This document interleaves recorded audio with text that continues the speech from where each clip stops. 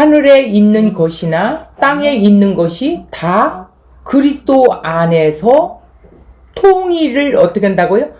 재통일 되게 하려 하심이라.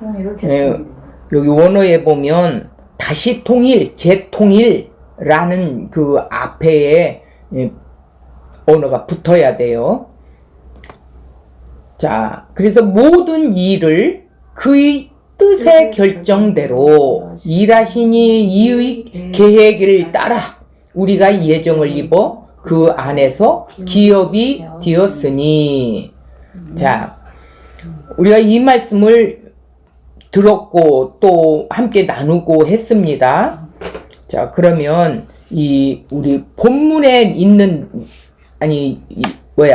이 주제의 말씀을 좀 이해를 하고 가봅시다. 우리가 그 안에서, 이 말은 뭐라고 그랬어요? 우리라는 단어는 유대인들, 예, 그리고 그리스도 안에서 너희도, 이거는 에베소 교회, 즉 이방인들. 그래서 이게 뭐예요? 재통일에 대한 비밀. 하나님의 나라가 유대인만 있는 것이 아니라 유대인과 이방인이 하나가 되게 하는 재통일. 그러니까 하나님께서 창세기 1장의 원본으로 다시 회복시키시기 위해서 예, 일하시는 하나님의 뜻 안에 있다라는 거예요. 우리 전주에 배웠던 10절을 좀 한번 볼까요? 하늘에 있는 것이나 땅에 있는 것이 다 그리스도 안에 통일되게 하려 함이라 이랬어요. 그러니까 하늘에 있는 것은 뭐라 그랬어요? 천사들. 예, 천사들이나 땅에 있는 사람과 모든 피조세계. 자, 이 다 그리스도 안에, 그리스도 안에서 이게 뭐냐면 예수가 머리 되게 하셔서 다시 통일되게 하려 한다라는 거예요. 이것이 교회이며 하나님의 나라라는 것이에요.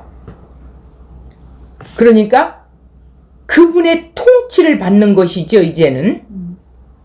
자, 여기서 11절 좀 한번 볼까요? 모든 통일, 모든 일을, 이렇게 돼 있죠, 11절에. 그런데 그렇게 읽지 말고 11절에 제일 앞에 또한 이것을 넣어야 돼요. 또한 모든 일을 이렇게 넣어야 이게 맞아요. 또한 모든 일을 그의 마음의 원대로 역사하시는 자의 뜻에 따라 우리가 예정을 입어 그리스도 안에서 기업이 되었으니. 기업이 뭐예요? 하나님의 자녀로서 상속자가 되었다라는 것이죠. 자, 그렇다면 또한이라는 것을 왜 이렇게 했는가? 10절에 보니까 하나님의 영원한 목적의 본질적인 것이라고 그랬어요.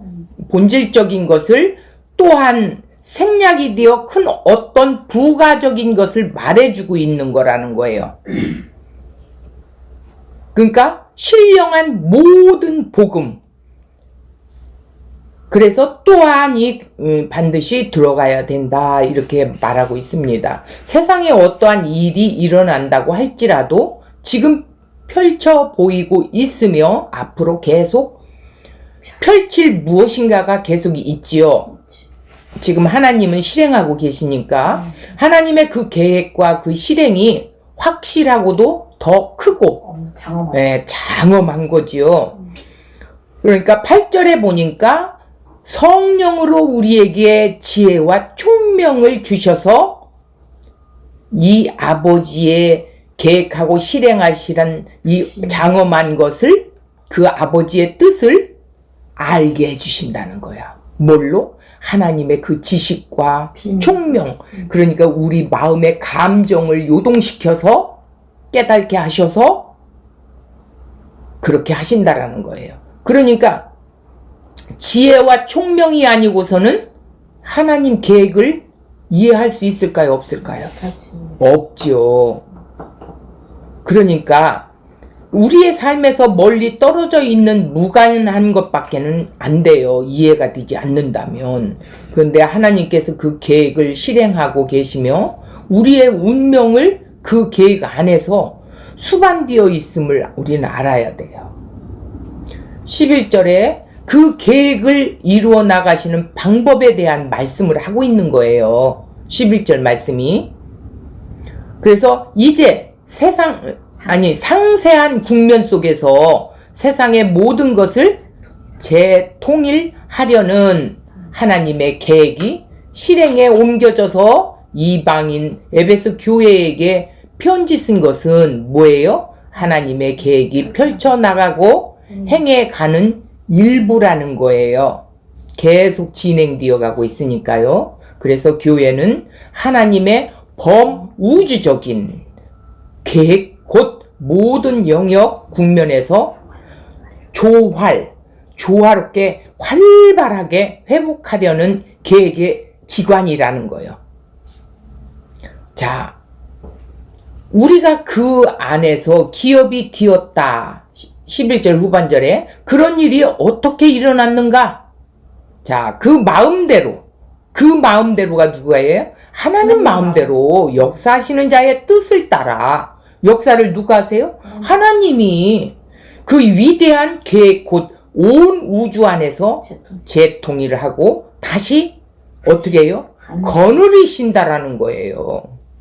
계획을 진행시키고 계시다는 사실을 우리는 절감히 느낄 수 있습니다. 어떤 방식으로 재통일하나요? 우리가 그 안에서 기업이 되었다. 우리가라는 건 유대인들이나 그 안에 너희도 이방인도 에베소 교인도 두 부류의 사람이 하나가 되었다라는 거죠. One new man. 자, 그리스도 안에서 하나가 되었습니다. 재통일, 에베소 교회의 신약의 전체적인 주제이라는 거예요. 3장 5절에 보면 그리스도 안에서 함께 후사가 뭐예요? 우리는 양자가 됐어요. 하나님. 그래서 뭘 받아요? 상속을 받아요. 함께 지체가 되고 함께 약속에 참여하는 자가 됐대요. 함께 하나라는 거예요. 하나. 재통일은. 자, 10장 12절에 보니까 유대인이나 헬라인이나 차별이 없음이라 하나라는 거예요. 어느 민족이든지 문제가 되지 않고 하나님 앞에서 계산되는 것은 아브라함과 그리스도 안에 있는 영적 씨앗이라는 거예요. 씨앗. 그리스도 안에 예수의 씨앗이 있어요. 생명의 씨앗이죠. 이제 하나님의 백성들로 이루어진 새로운 나라가 신약의 주제요, 새로운 길이요, 새로운 시대가 열려진 것이라는 거예요. 이미 열려졌어요. 하나님의 목적은 잠시 동안 유대인을 사용한 것이지만 이제는 어떻게 돼요? 위대한 유대인과 이방인을 포함한 새로운 나라가 국면됐죠. 자, 하나님의 조화를 회복하고 통일을 이룩하는 방식으로 그리스도인을 만들어내는 것이에요. 자, 세상에 있는 것은 모두 갈등, 부딪힘, 분쟁, 긴장밖에 없지요. 우리가 그걸 느끼고 몸소 경험도 하고 했죠. 우리가 그리스도인이 되게 하려는 것은 우리가 그리스도 안에 있다는 점이에요. 그러니까 세상에 있었던 우리가 그리스도 안으로 들어와 있다라는 거지요. 기독교를 떠나서는 연합을 소망하는 것은 말할 수도 없고 있을 수도 없어요. 신자가 되기까지 진정한 하나됨이 없고서 신자가 되지 않고 하나님께서 의도했던 다시 회복하거나 연합이라는 건 있을 수가 없다라는 거예요. 그러니까 그리스도 안에 있을 때만이 즉 신자이요 교회라는 것이죠. 우리가 그리스도 안에 있을 때 우리 그리스도인들에게 해당되는 어떤 요점들을 바울이 말하고 있어요. 하나님 편과 사람의 편, 모두 보여주는 진술 속에서 우리가 복에 참여하는 방식을 설명하고 있어. 이 복이 뭐예요? 신령한 모든 복이라고 말하고 있죠. 신령한 모든 복이라고 어디에 돼 있어요? 자, 3절에 보니까 3절에 보세요. 예, 후반절에 하늘에 속한 모든 신령한 복을 우리에게 주셨다고 그랬단 말이에요. 예, 이 복에 대하여 설명하고 있대요. 누가? 바울이. 우리가 이러한 복들을 소유를 하고 있죠. 사실은 보증하는 증거들을 보여주고 있어요. 그게 바로 성령님이세요. 성령은 그 얻으신 것을 구속하기까지 어떻게? 이 복을 복이라는 게 신령한 복이 천국의 복. 자, 구속하기까지 우리를 인을 치셨어요. 그리고 동시에 이미 그 계획 안에서 들어가 있다라는 것을 일러주고 있어요. 누가? 성령이.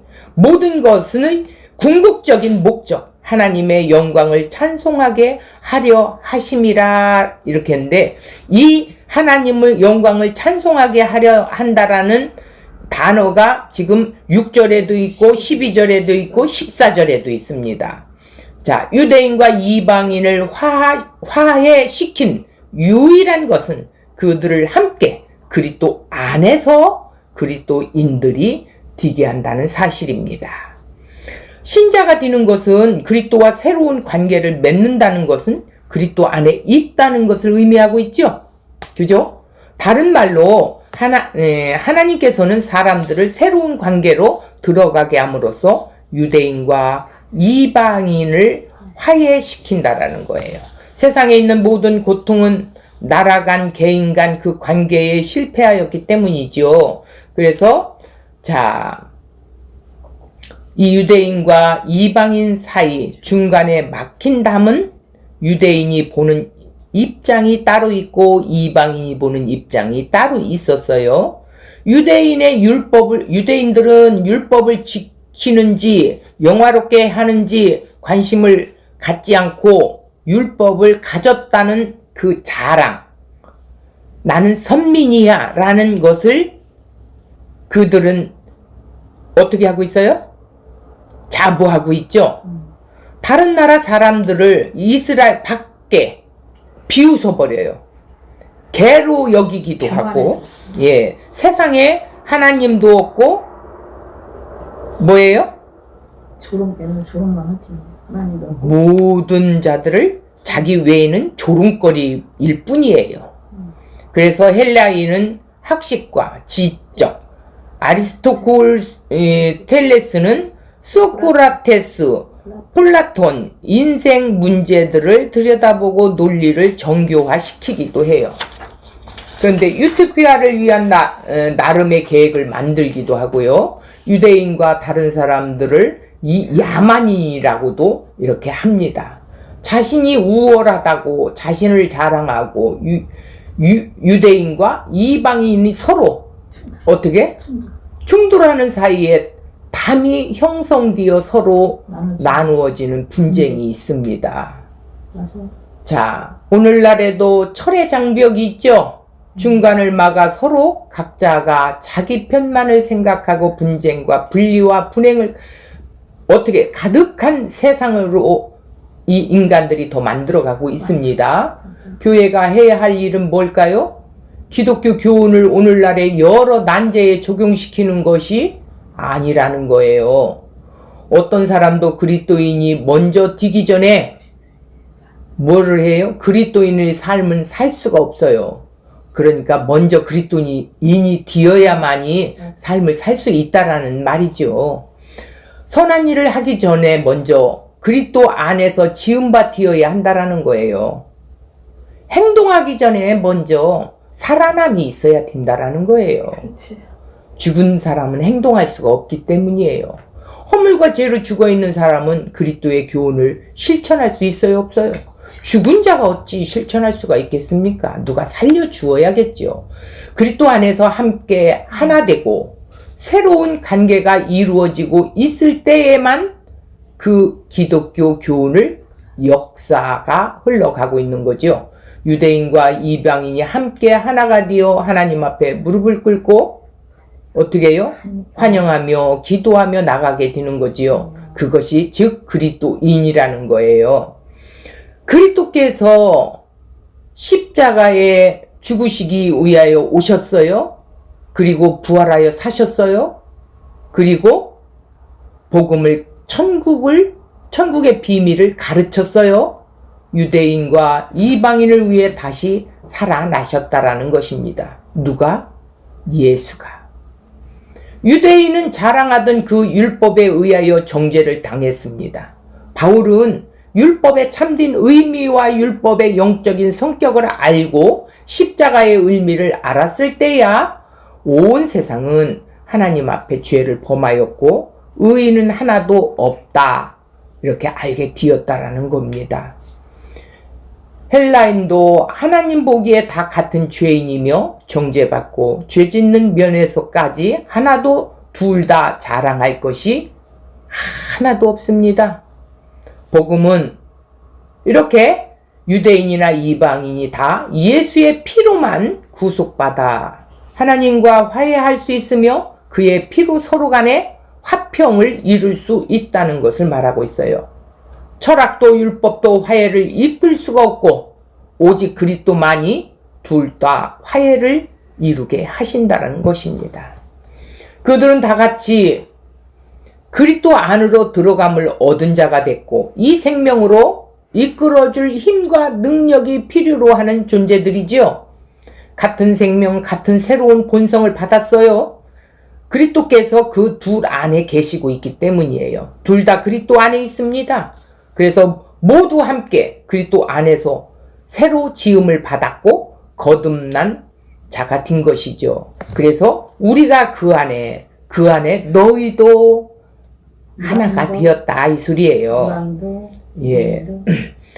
중생인 본질적인 것이 필요합니다. 새로 지음받은 것, 새 세계 안에 있는 새 사람들로 조화를 이루는 방식이 하나님의 방식이요. 화해를 이룰 수 있는 것은 전부 다 그리스도 안에 있을 때만이 가능하다. 그렇죠? 우리는 그의 몸의 여러 지체들입니다. 이제 팔이 눈에 나는 내가 필요 없다는 말을 하지 못하여 생명적으로 영적으로 신비적으로 그의 몸의 지체이기 때문입니다. 그리스도 안에서 성령에 의하여 연합되어 있다라는 것이요. 이것이 곧 교회입니다. 교회는 그리스도가 머리가 되시고 그 몸의 지체들이 구성되어진 것이 교회라는 의미를 말하고 있습니다. 우리가 그리스도 안에 있으니 우리에게 무엇이 해당됩니까? 그 안에 기업이 되었대요. 상속자가 되었대요. 아들들이 되었기 때문이래요. 상속자들이 되었다. 소유자들, 또 우리 몸으로 기업을 부여받았다. 같은 방식으로 제사함을 받을 뿐 아니라 같은 기업을 물려받은 자가 되었다는 거예요. 유대인이나 이방인이나 그 안에 분길, 유대인과 이방인이 하나, 완유맨이 되었다라는 거예요. 같은 후사가 되었고 그리스도와 함께 후사가 되었고 같은 권속이요, 같은 시민이요, 그리스도에 속하여 있다라는 것입니다. 그날이 오면, 그날이 언제예요? 완전한 재림.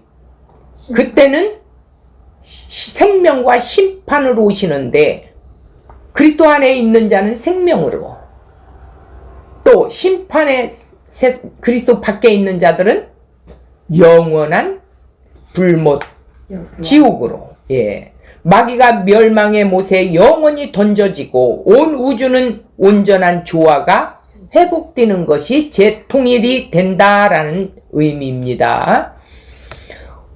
우리는 오늘 복락의 후사이며 기업으로 가지게 되었는데 궁극적인 기업은 하나님을 본다는 것이지요. 하나님을 볼 수가 없는 자였어요. 왜? 죄인은 하나님 앞에 서면 그냥 직사해버리거든요. 그것은 그리스도와 함께 있는 것이요. 그 영광을 함께 누리는 그리스도와 함께 왕노릇하며 새 나라 새 하늘 새 땅에 거하게 되고 낙원의 과실과 생명을 먹게 될 것입니다. 영원히 그것에서 보내게 될 것입니다. 이 진리를 받아 자신에게 해당된다는 것을 아는 자는 이 세상에서 일어나는 일에 관심을 기울이지 않을 것입니다. 그렇겠지요? 세상의 모든 소욕과 탐심, 쥐, 돈 이런 것 따위는 우리가 싸울 일이 아닙니다. 아닌데도 싸워. 자, 신자의 입장은 썩지 아니하고 쇠하지 않고 더럽지 않는 없어지지 아니하는 하늘에 있는 기업을 알고 있기 때문이죠. 그것이 무엇인가 아는 사람은 이 세상의 인생이나 일어나는 일에 대하여 가볍게 생각하고 어떻게? 위의 것, 하늘의 것만 생각한다는 거예요. 다른 사람들과 함께 후사디자 그걸 아는 사람은 싸움이나 분쟁이나 중간에 막힌 담을 허물어 버리게 되겠지요. 왜? 나는 예수와 함께 있는 자이기 때문에, 예수님이 이미 이기셨기 때문에. 막힌 담을 허신 분이 예수 그리스도이거든요. 그래서 우리는 모두 하나입니다. 우리는 같은 것들을 바라보고 있죠. 비록 여기서 모든 것이 다 빼앗긴다 할지라도 우리의 최종적인 기업이 있어요. 보증이 되고 안전하고 확실함을 아는 그 기쁨이 우리 안에 있기 때문입니다. 그것을 믿어지게 해주신 선물을 우리에게 주신 기쁜 소식의 복음의 비밀을 갖고 있는 자들이기 때문입니다. 그것이 그리스도 안에 있는 모든 자들에게 허락된 것이죠. 그 마음의 원대로라는 것을 또 한번 살펴보겠습니다. 하나님의 계획을 계시했던 비밀을 지금 그리스도 안에서 모든 불화, 분리 각 부분에 재연합시킨대요. 이런 것들을 어떻게? 다 걸러서 재연합시킨다라는 거죠. 죄는 세상을 여러 조각으로 나누어지지만 하나님께서는 하늘과 땅에 있는 원래의 조화를 회복시키게 하십니다.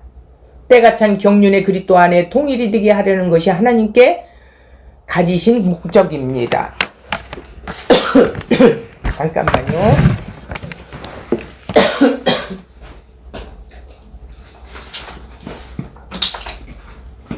자, 본문에서 하나님께서 그 목적을 이루는 방식을 생각하고 있습니다. 교회의 형성과 성장을 말해주고 있는 것이죠. 교회는 새 예루살렘이요, 영적인 이스라엘이요, 아브라함의 후손으로 유대인과 이방인으로 이렇게 구성이 되어 있어요. 그래서 사람이 어떤 방식으로 그리스도인이 되는 것일까요? 한번 보겠습니다. 사람이 그리스도 안에 있어 그리스도와 함께 후사가 되는 주의에 들어가는 방식은 어떤 방식인가? 곧 그의 기쁘심을 따라 그리스도 안에서 어떻게 한다고요? 재통일되게 하려 하심이라는 거예요. 자, 4절 5절 하나님의 계획이 영원한 입장에서 어떻게 해요? 보편적으로 보고 있어요. 지금은 일반적으로만 보지 않고 우리에게 적용시켜 보고 있어요. 4절 5절은 계획 자체만을 말하였고 여기서는 우리에게 적용을 시켜 그 계획을 말하고 있는 거예요. 같은 용어를 사용하여 우리에게 적용시키고 그 말의 실제적인 면도 말하고 있는 것입니다.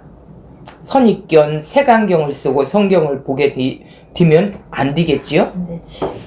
우리 자신과 마음을 전적으로 성경에 복종시켜야 하는 것이에요. 내가 어떻게 신자가 됨은 하나님의 영광을 드러내고 영광을 위하여 쓰여진 것이라고 생각해야 한다라는 것이죠.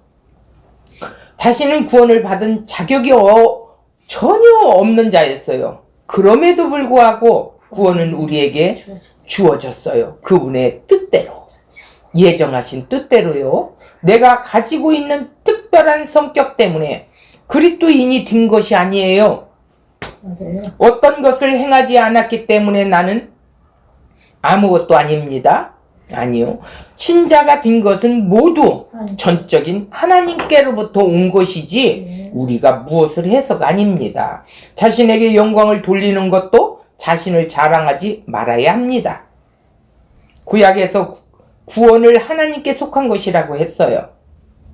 그래서 하나님께서 이스라엘 백성을 택한 것은 어떤 공로가 될 만한 것이 있어서가 아니라 하나님 자신의 이름을 위해 선택하였고 분명히 그렇게 말하고 있어요.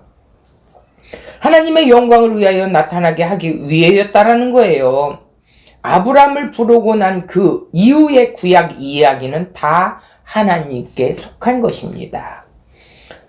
아모스를 보면 3장 2절에 내가 땅의 모든 족속 중에 너희만 알았나니 그러므로 내가 너희 모든 죄악을 보응하리라 하셨나니. 이것은 뭐예요? 그의 은혜의 영광, 그 영광을 찬미를 진리의 모든 국면을 다 내포하고 있는 거예요. 첫 번째 요점은 하나님께서 이 모든 것을 행하셨다는 것이에요. 그 모든 일을 그 마음의 원대로 역사하시는 자의 뜻에 따라서 했대요. 하나님의 마음의 생각에 원하시는 대로. 그래서 뜻이란 뭐냐? 하나님께서 이렇게 재통일, 이 조화를 회복시킬 것을 뜻하고 있어요. 하나님께서 그 일을 생각하셨습니다. 장세전에 어떤 사람에게 어떤 일을 하시겠다고 뜻을 정하신 것이죠. 여기서 그 마음의 원대로 역사하시는 그런 자의 뜻을 따라 부연 설명하고 있는 거예요. 그 통일하려는 뜻이 전적으로 하나님의 것이라고 강조를 위해 5절에 보니까 그 기쁘신 뜻대로 9절 그 뜻의 비밀을 우리에게 알리셨으니 이렇게 반복하시죠. 하나님께서 생각하셨던 뜻을 이렇게 강조하는 거예요. 모든 것은 자신의 마음대로 되어졌다라는 거죠. 아무도 하나님께 이러라 저러라 이런 것을 좋다 제안하고 이런 것은 있을 수가 없는 거지요. 어찌 감히 피조물이 조물주에게 그러겠습니까? 하나님께서 미리 아심으로 누가 무엇을 생각하고 무엇을 할 것인가를 다 아셔서 결정하셨다가 아니라 그게 뭐냐면 모든 것이 마음의 원대로 되어지는 것입니다. 하나님의 스스로 생각하셨고 의도하셨고 스스로 묵상하셨다라는 것이죠. 구약의 계획은 처음부터 끝까지 전적으로 하나님께 속한 것이래요. 하나님 안에 기원이 된 거지요. 하나님께로 나온 거예요. 하나님께서 이러한 일들을 우리에게 계시하시기를 기뻐하고 계세요. 우리에게 그 위대하신 하나님의 계획이 해당된다는 것입니다. 이게 엄청난 일이죠. 하나님께서 시간 세계가 시작되기 전에 장세 전에 그 마음의 원대로 온 우주가 조화를 회복하실 것을 뜻하셨다는 것이죠. 우리가 그 목적 안에 일부러 한 자리를 차지하게 정하신 것입니다. 그 안에 기업이 되었다는 것이죠. 하나님께서 그 마음의 원하심을 따라 정해진 뜻대로 그 일을 예정하셨기에 우리는 이 부분을 차지하게 된 거예요. 그래서 하나님께서 그 마음의 원대로 우리가 그 안에 함께 누리고 참여하도록 정하셨기에 이러한 사람이 된 것입니다. 그러니 이 신령한 복을 가진 자들의 삶이 어떻겠습니까? 미리 정하시고 예정하셨다는 의미죠. 하나님께서 마음의 원대로 그 뜻 안에 나는 생각하셨다는 것입니다. 더 엄청난 것이 없어요. 이것만큼은. 하나님은 계획을 구성한 것만이 아니라 그 계획 안에서 우리를 보고 계셨다라는 거예요. 우리 하나님께서 우리가 이방인과 함께 그 영광의 기업이 되었으니 이 기업의 분깃을 가지게 된 것이라는 겁니다. 기업이 뭐예요? 천국이지요. 그 계획 안에 있게 미리 정하셨어요. 우리는 언제나 그의 의중에 있었고 지금도 하나님 마음속 그 생각 속에 있다라는 것입니다. 왜냐하면 우리는 창세 전에 하나님의 마음에 존재하여 있기 때문이에요. 이 뜻을 실행하여 나아가는 일은 역시 하나님이십니다. 그것은 위로를 주고 위안을 주는 진리이며 내 확신의 기초가 되는 것입니다. 나 있는 곳에 나를 이끌어 서게 한 분은 하나님 자신이십니다. 빌립보서 1장 6절 너희 속에 착한 일을 하시니가 그리스도 예수의 날까지 이루실 줄을 확신하노라. 이 구절 한 구절에 우리에게는 엄청난 축복이 들어있어요. 하나님은 구속의 역사를 시작할 뿐만이 아니라 끝까지 우리를 버리지 않으시고 이루어 가신다라는 거지요. 이미 이루어 가신 거예요. 사실은 나는 이 객 안에 있고 나는 내 죄에도 불구하고 죄와 허물로 죽었음에도 나는 지금 다 되어 있습니다. 우리를 넘어서 이방인과 유대인들의 충만한 수를 다 품고 있다라는 뜻이죠. 그 뜻은 큰 나라를 구성되고 있어요. 그 백성의 그러한 방식으로 이루어지되 수천 년의 세월을 통하여 하나님의 사람들이 모아졌습니다. 하나님 계획은 바로 그러한 것입니다. 그 계획 실천 성취되는 방식과 우리에게 실천적으로 마치는 방식을 묘사하고 역사하는 것이죠. 이것이 성경에 창세기부터 계시록까지 기록되어 있다는 것입니다. 하나님께서 그 계획을 구성하고 의도하셨던 것에 대한 책임을 지고 있을 뿐 아니라 그것을 실행하실 책임도 지셨다고 말하고 있습니다. 이게 성경 전체의 줄거리예요. 사람이 타락했었을 때 하나님은 즉시 그 목적을 계시하셨습니다. 사람은 마귀의 말을 듣고 죄를 범하여 타락하였고 땅도 함께 저주를 받아요. 하나님의 우주 조화가 망가져 버렸어요. 하나님께서 자신의 계획과 뜻하심을 발표하셨습니다. 여자의 후손이 뱀의 머리를 상하게 할 것이라고 했습니다. 뱀의 머리를 상하게 한다는 건 마귀를 짓밟아 죽인다라는 것이죠. 머리를 밟은다라는 것은 죽는 거죠. 구약은 그 계획을 이루고 있을 것을 보고 있습니다. 하나님은 역사하시는 분이십니다. 모든 일이 그분이 하십니다. 노아의 홍수를 일으킬 때 노아의 가족 8명을 남게 했지요. 자신들을 구원하려면 어떻게 하라고 말씀하시기도 했어요. 하나님의 그들의 방주에 들어가게 하셨어요. 아브라함을 부르시고 이 모든 일이 다 하나님께서 그 원대로 뜻을 진행시켜 나가심을 보여주고 있어요. 그의 아들 대신 메시아가 오실 준비를 하신 분이 즉 하나님이십니다. 그 아들의 계획의 중심입니다. 그 예비하심도 전적으로 하나님의 역사라는 거예요.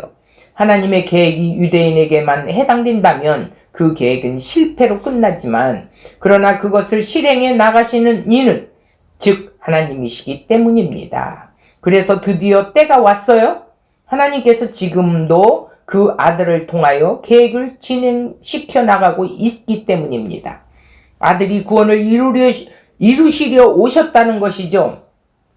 율법을 지키셨고 하나님의 영광의 여러 증거를 보여주셨어요. 자기 백성들의 죄를 자기 몸에 짊어지셨어요. 그리고 나무에 달리셔서 우리 죄를 위한 속죄물이 되어 주셨어요. 아낌없이 주셨어요. 모든 일은 그 마음의 원대로 하나님의 역사심입니다. 그 계획이 무덤에서 살아나셨고 승천하셨어요. 부활하셨단 말이에요. 그리고 약속대로 성령을 보내주셔서 우리 안에 이루었어요. 뭐가 이루어졌어요?